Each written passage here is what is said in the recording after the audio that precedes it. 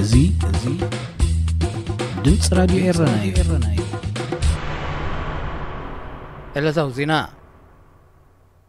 ብዝተፈላለዩ ምኽንያት ናብ ኢትዮጵያ ዝገሹ ኤርትራውያን ናብ ዓዶም ዝምለስሉ መገዲ ብምስኣኖም የማርሩ ከም ዘለዉ ተገሊጹ።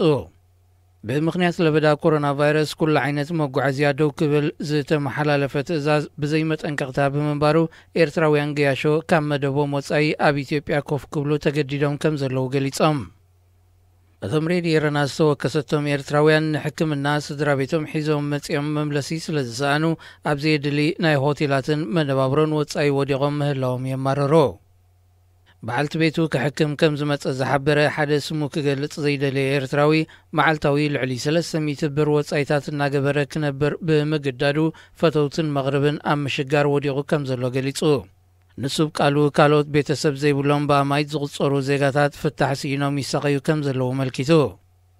ኤምባሲ ኤርትራ ኣብ ኢትዮጵያ መስመራት ቴሌፎን ከፊቱ ስምዕታታት ይቕበል እኳ እንተሎ ብዘይካ ኣስማት መዝጊቡ ክሳብ ንድውለልኩም ተጸበዩ ዝብል መልእኽቲ ካልእ መፍትሒ ከም ዘያቕረበ ሓያሎ ወገናት ይገልጹ። ሚኒስትር ዜና ኤርትራ ማሕበራዊ መራኸቢታት ኣብ ዘመሓላለፎ መልእኽቲ መንግስቲ ኤርትራ ኣብ ኢትዮጵያ፣ ሱዳን፣ ጅቡትን የመንን ዝነበሩ 7158 ዜጋታት ናብ ዓዶም ከም ዝተመልሱ ምግላጹ ዝፍለጥ እዩ። እንተኾነ እዞም ኣብ ኢትዮጵያ ዝርከቡ ኤርትራውያን ነዚ ናይ ኣቶ የማነ መግለጺ እንትርፎ ኣሽከዕላል ኣብ ልዕሊ ህዝብኻ ካልእ ተባሂሉ ክግለጽ ኣይከኣልን ክብሉ እዮም መረቶም ዝገልጹ። ሕብረት ኤውሮጳ ድሕነት መገዲ ኣየር ኢሉ ዓመታዊ ኣብ ዘውፅኦ ጸብጻብ መገዲ ኣየር ኤርትራ ውሕስነት ከም ዘይብሉ ገሊጹ። እቲ ጸብጻብ ሸንገን ዞን ተባሂለን ናብ ዝፍለጣ ሃገራት ኤውሮጳ በረራ ከካይዱ ዝፍቀደሎምን ዝኽልከሉን መገዲ ኣየራት ዘነጽር እዩ። ብመሰረት ጸብጻብ መገዲ ኣየር ኤርትራ፣ ጅቡቲ፣ ኪርጊስታን፣ ሊብያ ዝርከቦም 96 ትካላት ኣቪዬሽን ናብ ሃገራት ኤውሮጳ መገሻ ከካይዱ ተኣጊዶም ኣለዉ። መገዲ ኣየራት ቬንዙዌላ፣ ሱሪናም፣ ኢራን፣ ዒራቅ፣ ናይጀርያን ዚምባብዌን ከዓ መሰረታዊ ናይ ድሕነት ለውጥታት ጽገና ክገብሩ እንተኽኢሎም ናብ ሃገራት ኤውሮጳ መገሻ ከካይዱ ክፍቀደሎም ምዃኑ ተገሊጹ። ዕላማ እቲ ጸብጻብ ባህጉራዊ በረራታት ዘካይዳ ትካላት ኣቪዬሽን ዘለወን ናይ ድሕነት ደረጃ ክሕይላን ጥንቃቐታት ክገብራን ዝሕግዝ እዩ ክብል እዩ ኮሚሽነር መጓዓዝያት ሕብረት ዝገልጽ። ንኣጠቓቕማ ፈለግ ናይል ብዝምልከት ኣብ መንጎ ኢትዮጵያ፣ ግብፅን ሱዳንን ክካየድ ዝቐነየ ኣኼባ ንሶኒ 15 ሰነ ክቕጽል ምዃኑ ተገሊጹ። ወከልቲ 3 ሃገራት ብ9 ሰነ ዝጀመርዎ ኣኼባ ዛጊድ ፍረ ዘይተረኽቦ እኳ እንተኾነ ብሱዳን ዝዳሎ እማመ ንምስማዕ ንሶኒ 15 ሰነ ክቕጽል እዩ።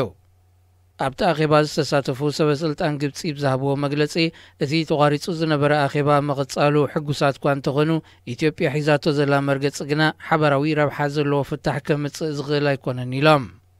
ሰበስልጣን ኢትዮጵያ ብወገኖም ግብፂ ኣህጉራዊ ማሕበረሰብ ዓለም ኣብ ልዕሊ ኢትዮጵያ ጸቕጢ ክገብር እትገብሮ ዘላ ጎስጓስ ደው ከተብል ጸዊዖም።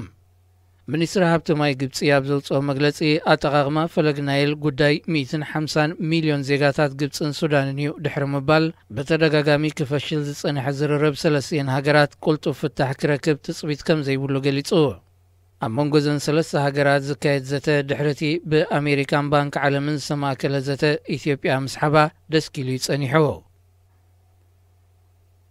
ዜና ኣብዚ ይፍጸም። ሬድዮ ኤረና ሬድዮ ኤረና ካብ ከተማ ፓሪስ ዝመሓላለፍ ብኤርትራውያን ጋዜጠኛታት ዝዳሎ ነፃ ሬድዮ እዩ።